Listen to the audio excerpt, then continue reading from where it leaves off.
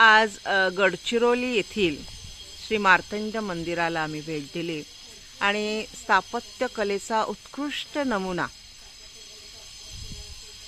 की भारतीय कला वैभव हे किती समृद्ध आहे या गोष्टीची खात्री जेव्हा आपण अशा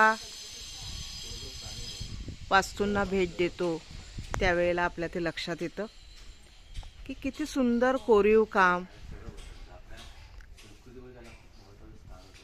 पुरातत्व विभागाचे खरोखर मनापासून आभार मानले पाहिजे, कारण हा समृद्ध वारसा आपल्यापर्यंत पोहोचवण्याचं महान कार्य ते करत आहेत.